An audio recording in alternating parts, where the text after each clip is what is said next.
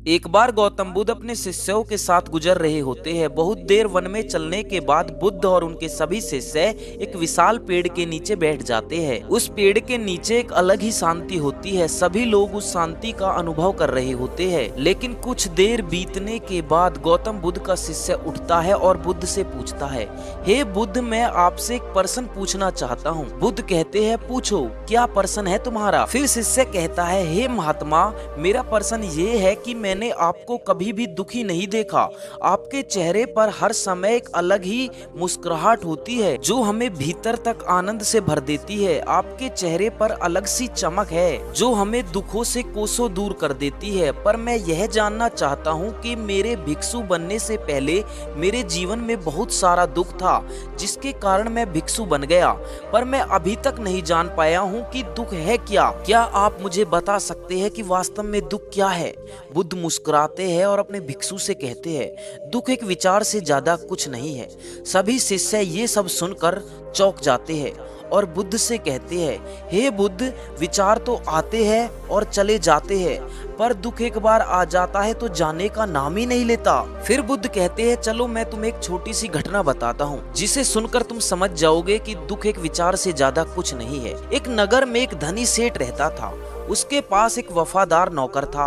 वह सेठ अपने नौकर पर बहुत विश्वास करता था। वह सेठ अपने नौकर पर कभी भी किसी बात के लिए शक नहीं करता था क्योंकि उसका नौकर वास्तव में बहुत ईमानदार था। एक बार उस सेठ को किसी काम से बाहर जाना पड़ा। 2-3 दिनों के बाद जब वह सेठ वापस लौटा तो वह एक कीमती सामान लेकर आता है।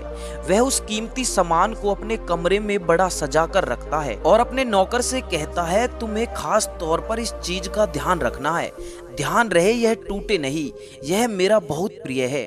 नौकर कहता है, मालिक, मैं पूरा ध्यान रखूंगा, आप चिंता न करें। अगले ही दिन वह नौकर पूरे घर की सफाई कर रहा होता है। सफाई करते करते वह सेठ की उस कीमती चीज के पास पहुंचता है और उसकी भी सफाई करने लगता है।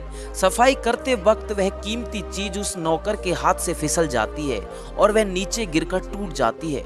जब सेठ को यह बात पता चलती है तो वह नौकर के पास जाता है और उस नौकर को खूब डांटता धमकाता है, पर न तो वह उस नौकर को नौकरी से निकाल सकता है और न ही उसे पीट सकता है क्योंकि वह उसका बहुत वफादार और पुराना नौकर था।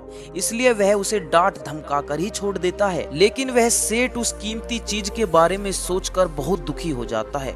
फिर रात होती है और सेठ अपने कमरे में लेट जाता है, लेकिन सेठ को नींद नहीं आ रही होती है। वह बहुत बेचैन होता है। बेचैनी के कारण सेठ अपने कमरे से बाहर निकलता है और देखता है कि उसका नौकर निश्चित होकर खर्राटे लेकर सो रहा था। वह यह देखकर और क्रोधित हो जाता है। वह सोचता है, इसने मेरी इतनी कीमती चीज तोड़ दी और इसे बिल्कुल भी चिंता नहीं है। मुझे यहाँ नींद भी नहीं आ रही और यह आराम से सो रहा है। यह सब देखकर सेठ अपने कमरे में चला जाता है। अगले दिन सेठ सोचता है कि समस्या से कैसे निकलूं। फिर सेठ को एक तरकीब समझ में आती है। वह अपने नौकर के पास जाता है और अपने नौकर से कहता है, मुझे बहुत दुख हो रहा है, यह बताते हुए कि वह जो कीमती चीज कल तुमने तोड़ी थी वह मैं तुम्हारे लिए लाया था। मैं चाहता था कि मैं उसे तुम्हें उपहार में दूं, परंतु अब क्या कर सकते हैं, अब तो वह टूट गई। सेठ की बात सुनकर नौकर को एक धक्का सा लगा। नौकर सोचता है, अरे यह तो बहुत बड़ी गलती हो गई। वो इतनी कीमती और महंगी चीज मेरे लिए थी और वो मुझसे ही टूट गई। और फिर उस नौकर के मन में बेचैनी पैदा हो जाती है, एक दुख पैदा हो जाता है। फिर रात होती है।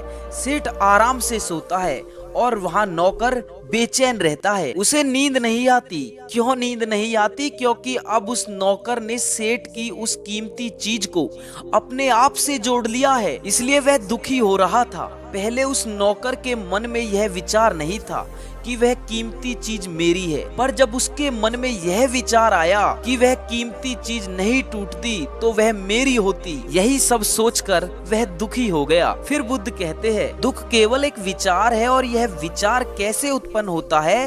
अपने आप को किसी चीज के जोड़ने से। हम जिस भी चीज को अपने आप से जोड़ देते हैं वही चीज हमारे दुख का कारण बनती है। लेकिन वास्तविकता तो यह है कि कोई भी चीज हमसे जुड़ नहीं सकती। हाँ, हर चीज आपके पास है, आपकी है, पर सिर्फ कुछ समय के लिए। कुछ समय बाद वह आपसे दूर हो जाएगी। उस दूर होने की घटना को स्वीकार करें और अपने जीवन में आगे बढ़े, नहीं तो आपको बहुत सारे दुखों का सामना करना पड़ सकता है।